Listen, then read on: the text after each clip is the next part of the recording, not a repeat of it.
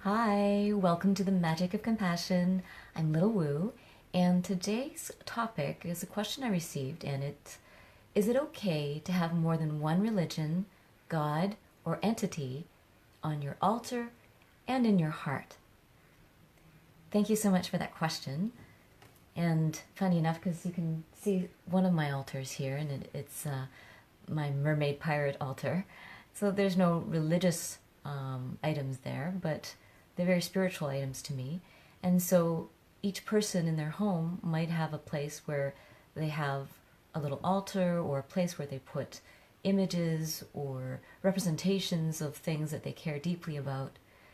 And whether you call it religion, a god, or entity representation, this is where it can get into tricky territory, because there's these concepts out there of idolatry that are very contentious in many religions. And we also have to look at the fact that there are religions that believe in multiple gods, and then there are religions that are believing in only one God. And so the monotheism versus polytheism in the world, there's a lot of, energy around who's right, who's wrong. And the thing with this person's question is, and I spoke with them a little bit, is that they're embracing a more spiritual practice in terms of just being more open to many different possibilities and different ways of seeing the world. And so this is a very expansive view that they're taking, and they have different representations on their altar. And I know that they're, interested in being able to express what that means to them, to their friends who have different views. And so when you have different views, how do you maintain friendship, and how do you respect each other's practices? And that is something that's getting very difficult sometimes, even on a political, not even religious realm. How do you respect that someone has different beliefs or different ways of practicing their beliefs? And how do you not get offended by each other's practices? So this idea of having more than one religion, God, or entity on your altar or in your heart is really about deeper question of, can you see the love that each person is sharing in their life beyond their individual practices? And anything that promotes a deeper sense of compassion for each other and respect for diversity is going to make the world a very interesting place. Because there is something beautiful in every person's practice if we can look beyond the fear and potential judgments and even the violence or hatred that can arise from human beings duking it out over their beliefs. It is all our interpretation, really, in the end, as to what we believe. And if we can kind of live in harmony with each other, and there's some places in the world that there is harmony with many diverse cultures and beliefs. And that is like the view of humanity that we're kind of reaching towards in many places, where we're trying to see, can we understand our neighbors better? Can we respect their practices? Can we not place judgment? So if we're trying to expand that non-judgment, then that division between monotheistic and polytheistic, and even there's circles where it's, monogamy or polyamory, or who's right, who's wrong, who's got the best practice. It's about getting beyond that judgment and going to a place where you say, I'm really curious to understand how you see the world. And I have a friend who did a conference, and the theme of the conference was a quote that she said, of listening to understand, not necessarily to agree. So if you watch each other's altars and listen to each other's beliefs and listen to how you practice, do it with a deep sense of curiosity and interest in understanding each other, understanding your neighbor, understanding your friend, instead of placing judgment. Because if they're not hurting you, then, or your children or your friends, not physically or emotionally abusing or harming you, then it's very important to just find that interest and curiosity. Find that place of non-judgment. Find that place of being able to give space for other people's beliefs. And so when someone has multiple entities on their altar, it is not necessarily a place to judge or to say that is wrong and you will be condemned, but a place of saying, what does that mean to you?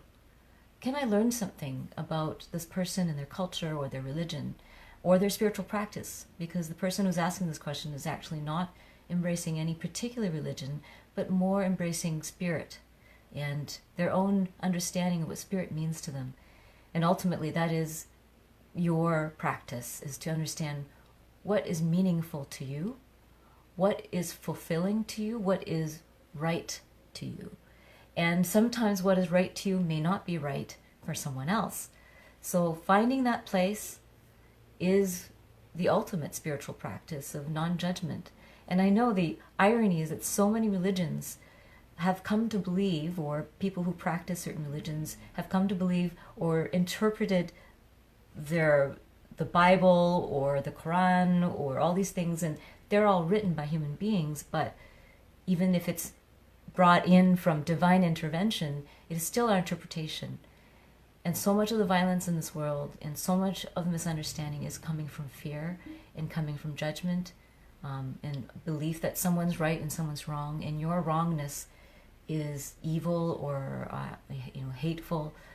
And so I think that this is very courageous of you to want to even ask this question, to be brave enough to say that you want to hold many religions in your heart, and that you're trying to share this openly and be brave with it.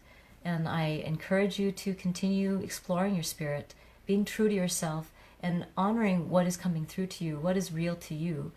And hopefully your friends and your family will continue to be interested in who you are evolving and what your beliefs are evolving into.